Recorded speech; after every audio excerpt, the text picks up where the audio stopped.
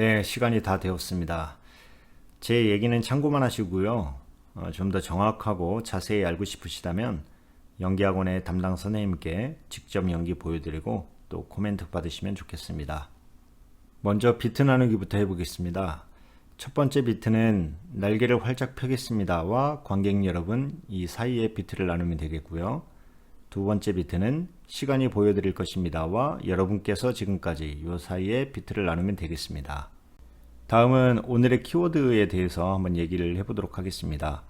오늘의 키워드가 뭐였죠? 네, 단어의 색이었죠. 네, 단어의 색을 잘 표현해 줘야 된다 하는 겁니다.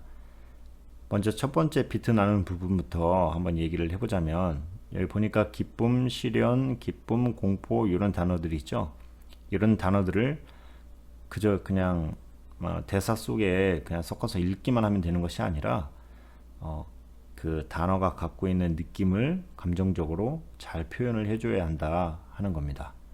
기쁨과 시련은 완전히 다르잖아요. 그죠? 기쁨과 공포는 완전히 다르죠. 그리고 그 대상한테도 단어의 색을 실어줘야 하는데요. 보니까 어떤 사람들, 기쁨을 주는 어떤 사람들과 시련을 주는 어떤 사람들은 당연히 대상 자체가 다르잖아요. 그렇기 때문에 첫 번째 어떤 사람들에게는 기쁨의 감정으로 어떤 사람들을 불러줘야 되고, 또 두 번째 어떤 사람들은 시련의 감정으로 어떤 사람들을 불러줘야 됩니다. 그 선인, 악인도 마찬가지죠. 그냥 선인, 악인이 아니라 기쁨을 주는 착한 사람들의 선인, 그리고 공포가 되는 그 악한 사람, 악인, 이렇게 대상도 감정을 달리해서 불러줘야 할 것입니다. 또 만들기도 하는 단어와 풀어도 하는 단어가 있습니다. 여기에서는 이 두 개가 완전히 상반된 뜻을 가지고 있죠. 뭘 만든다는 거죠?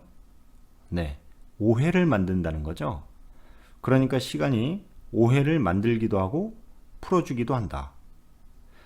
여기서 만든다는 것은 오해를 만드는 거니까 부정적인 것이고요.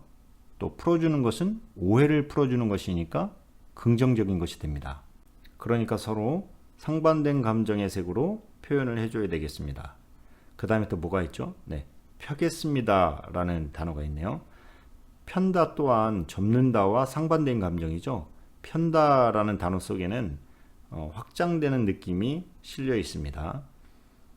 그 앞에 활짝이라는 단어로 또 강조가 되어 있잖아요. 그러니까 이 활짝 또한 장음 처리로 또 강조를 해줘야 되겠습니다. 다음은 두 번째 비트 나눈 부분을 한번 살펴보도록 하겠습니다. 여기에 왕과 왕자라는 단어가 나오는데요. 언뜻 보면 왕이 왕자보다는 더 높은 존재이니까, 더 큰 존재이니까 왕에 당연히 액센트가 들어갈 것이라고 많이 생각을 해요. 그런데 그 다음 대사를 보니까 그 이름은 플로리젤. 여기서 그 이름은 누구죠? 왕자의 이름이죠. 그래서 당연히 왕자의 액센트가 들어가는 것이 맞겠습니다. 이 두 번째 비트 나누는 부분에도 단어의 색을 잘 표현해야 되는 그런 부분들이 있어요. 우아하게, 또 성장, 또 꺼내지, 이런 부분들이에요. 근데 여기서 주의해야 될 부분이 꺼내지가 꺼낸다는 게 중요한 것이 아니라 꺼내지 않는다라는 것이 더 중요한 거잖아요. 그리고 미리 꺼내지 않는다라는 거예요. 그래서 이 꺼내지에 너무 단어의 색을 집어넣으려고 하다 보면 꺼내지에 너무 액센트가 들어가게 되고, 그래서 오해 소지가 생길 수가 있습니다. 그래서 미리 꺼내지 않는다. 네, 이렇게 해주시면 되겠습니다. 이제 세 번째 부분이요. 여기에도 지루하게, 또 지루하게가 또 한 번 나오죠. 그리고 성심껏. 네, 보니까 서로 상반된 단어들이 이제 존재하는 경우에 그 단어의 색을 잘 표현을 해주면 좀 더 연기가 풍부해질 수 있다 하는 것입니다. 네, 지금까지는 오늘의 키워드 단어의 색에 대해서 이야기를 나눠봤고요. 다음으로는 대상에 대해서 한번 살펴보도록 하겠습니다. 보니까는 관객 여러분이라는 단어가 있잖아요. 나는 해설자고 내가 지금 말하는 대상은 관객이다. 그럼 관객 수가 1명, 2명 뭐 이렇게 돼 있지는 않을 거 아니에요. 관객 수가 100명, 500명, 1000명 뭐 이거는 여러분이 이제 정하시면 되고요. 대신 여러분이 그 수를 정한 만큼 소리의 확장성 그걸 기억하셔야 될 것입니다. 또 이 위에 보니까 어떤 사람들에게는 또 어떤 사람들에게는 선인에게는 악인에게는 이렇게 이제 지명을 할 수 있게 되어 있어요. 그래서 어떤 사람들에게는 기쁨을 주는 어떤 사람들에게는 상수 쪽에 있는 관객들을 보면서 이제 어떤 사람들이니까 이제 다수죠. 다수를 바라보면서 이야기를 하면 되겠고요. 또 시련을 주는 어떤 사람들은 하수 쪽으로 와서 하수 쪽에 있는 다수를 보면서 이야기를 하면 되겠습니다.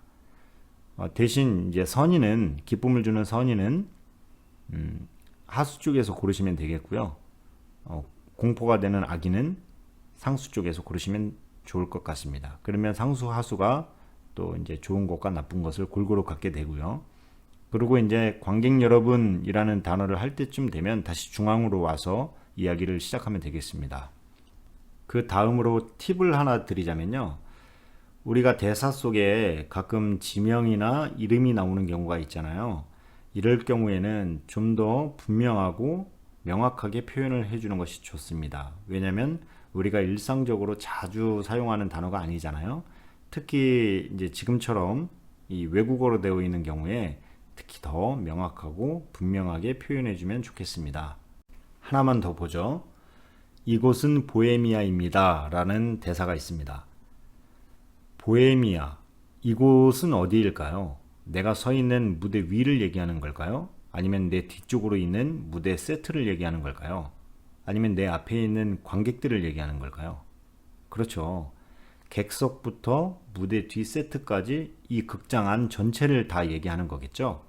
그러니까 이곳은 이라고 여러분이 이제 제스처를 할 때 좀 더 확장해서 객석에서부터 무대 뒤까지 다 가리키는 그런 제스처를 하면 좋겠습니다. 네, 지금까지 함께 하신 여러분 수고 많이 하셨습니다. 그리고 혹시 연기학원을 다니고 있지 않으신 분들은 저에게 영상 찍어서 메일로 보내주세요. 그러면 제가 단메일로 코멘트를 보내드리도록 하겠습니다.